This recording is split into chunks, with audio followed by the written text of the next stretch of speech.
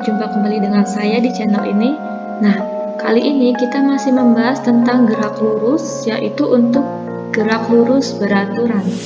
Nah, seperti yang sudah kalian simak di video sebelumnya, itu gerak lurus terbagi menjadi dua, secara horizontal dan gerak secara vertikal. Nah, pada gerak secara horizontal itu kan ada GLB dan GLBB. Kali ini kita fokus hanya membahas tentang GLB-nya saja. Nah, kalau gitu kita langsung saja. Nah, kalau kalian perhatikan gambar ini kan ada beberapa mobil yang sedang melintasi jalan raya. Nah, pada jalan ini terdapat lampu lalu lintas. Coba kalau kalian amati, nah, pada saat lampu lalu lintas ini berwarna hijau, mobilnya kan akan terus jalan. Tetapi kalau lampu lalu lintasnya berwarna merah, maka dia akan mengurangi kecepatannya untuk berhenti, ya kan?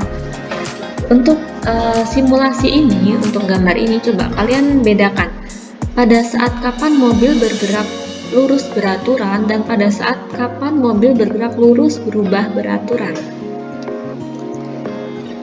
Nah, jadi yang mana sih termasuk gerak lurus beraturan dan mana yang termasuk gerak lurus berubah beraturan?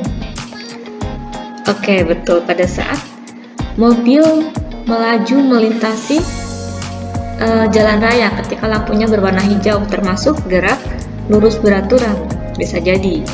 Nah, kenapa bisa jadi? Karena dia bisa jadi kecepatannya tidak konstan, bisa jadi konstan. Kemudian pada saat lampu berwarna merah, maka dia termasuk gerak lurus berubah beraturan. Karena apa? Coba kalau kalian amati nih, kan mobil masih bergerak ya dengan kecepatan tertentu. Pada saat mendekati jalan ini, ruas ini, nah, maka mereka akan mengurangi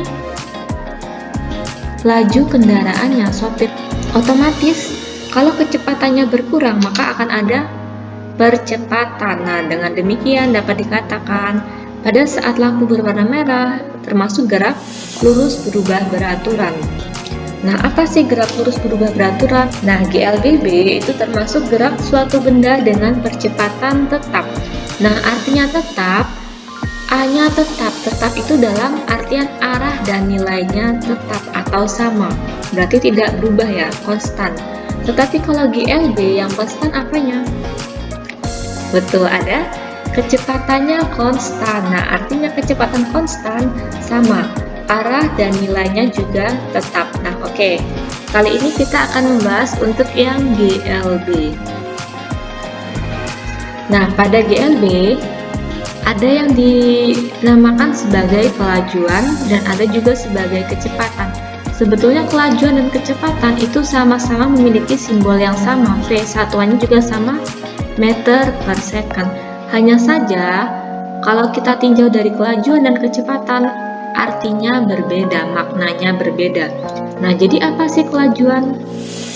Nah, kalau kelajuan itu dia lebih ke jarak tempuhnya. Jadi kelajuan merupakan jarak total yang ditempuh oleh suatu benda terhadap waktu tempuhnya. Nah, jadi kalau kita bisa rumuskan secara matematisnya, V atau kelajuan dapat dirumuskan sebagai S per T. Nah, S ini adalah jarak total yang ditempuh selama selang waktu tempuhnya. Atau dapat juga dikatakan kelajuan rata-rata tidak bergantung dengan arah. Kenapa? Karena kelajuan termasuk besaran skalar. Nah, masih ingat kan ya? Besaran skalar merupakan besaran yang hanya memperhitungkan nilainya saja. Jadi arahnya tidak diperhitungkan seperti ini. Nah, oke, kemudian kita bahas kecepatan. Jadi tadi kalau kelajuan merupakan besaran skalar yang memperhatikan nilai tetapi arahnya tidak. Kalau kecepatan merupakan besaran yang memperhatikan arah dan nilai. Jadi masih sama, untuk simbolnya sama, yaitu V, tetapi kenapa kok di sini V rata-rata?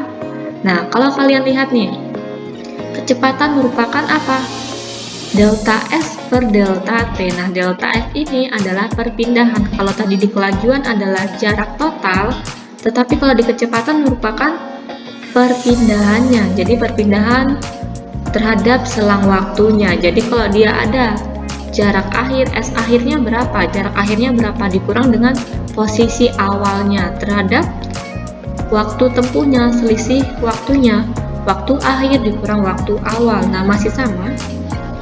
Kemudian delta S itu adalah perubahan posisi dan perubahan waktunya atau selang waktunya berapa. Untuk satuannya masih sama, kecepatan dan kelajuan memiliki satuan yang sama, meter per second. Nah, dengan demikian, kecepatan dapat didefinisikan sebagai apa? Sebagai hasil bagi antara perpindahan delta S terhadap selang waktunya. Oke, sebagai contoh, untuk memahami kecepatan, coba kalian perhatikan di sini ada sebuah mobil dengan kecepatan v. Nah, dia bergerak, berarti ada perubahan posisi, S-nya berapa? Nah, kalau yang semula tadi mobilnya berada di titik awal, kemudian bergerak sepanjang S. Nah, maka akan ada jarak tempuhnya berapa? Terhadap apa? Terhadap selang waktu. Selang waktu dari posisi awal ke posisi akhir waktunya berapa? Nah, karena V pada GLB adalah tetap konstan, maka kita dapat gambarkan untuk grafiknya V konstan, berarti grafik untuk V yaitu merupakan apa? Garis lurus. Nah, jadi garis lurus ini adalah nilai dari kecepatan konstan. Lihat, ini kan V-nya konstan, tidak berubah selama T, selama selang waktunya. V-nya kan sama. Berarti dengan demikian kita dapat gambarkan di grafik V adalah grafik berupa garis lurus. Nah, kalau kita mencari besar jarak tempuhnya dengan luas daerah di bawah garis lurus ini tadi. Oke. Nah, karena S adalah V dikali T, maka sama. Kalau luas daerah ini adalah berupa persegi, maka luasnya adalah panjang dikali lebar. Panjangnya yaitu V, lebarnya adalah T.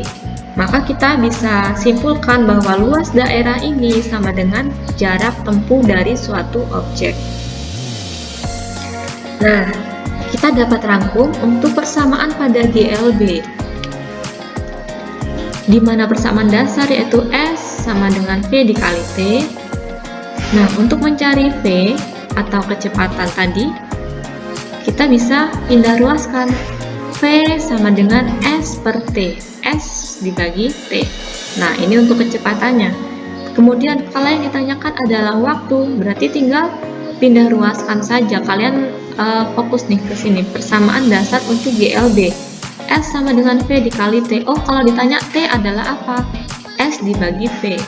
Kalau ditanya V, maka S dibagi T.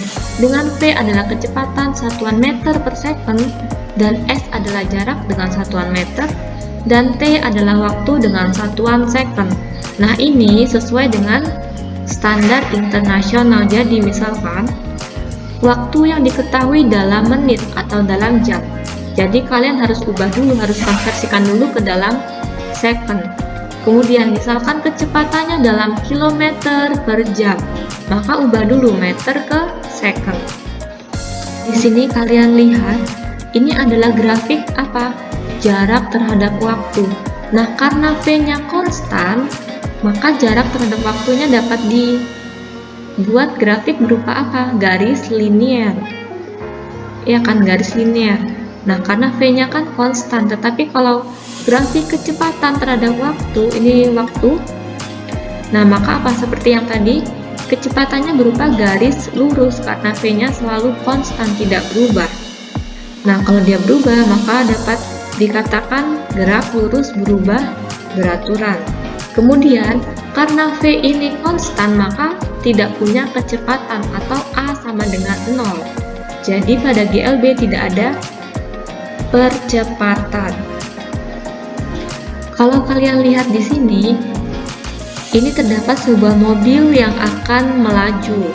Nah, pada detik ke-0, V-nya kan masih 0 karena dia diam. Kemudian, pada detik ke-10, detik ke-20, dan seterusnya, V-nya berapa?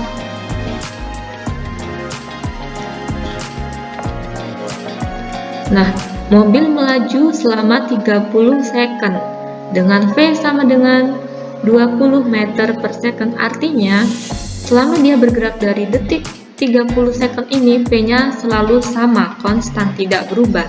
Nah, dari 0 ke 10 second, dia tetap 20 meter per second, kemudian 10 second ke 20 second, V-nya masih sama 20 meter per second. Berarti karena V-nya konstan, kita dapat katakan mobil ini bergerak lurus beraturan. Nah, seperti ini, dia kan dari detik ke 0 sampai ke 30, V-nya konstan. Kalau kita gambarkan grafiknya, yaitu di V-nya berapa? 20 meter per second. Berarti di sini dia berupa garis lurus. Oke, itu penjelasan untuk gerak lurus beraturan. Semoga dapat dipahami. Terima kasih. Nah, itu tadi penjelasan untuk materi tentang gerak lurus pada subbab GLB. Jika kalian ada pertanyaan atau kritik maupun saran, silahkan komen. Jangan lupa klik tombol like and subscribe. Terima kasih telah menonton. Tunggu video selanjutnya.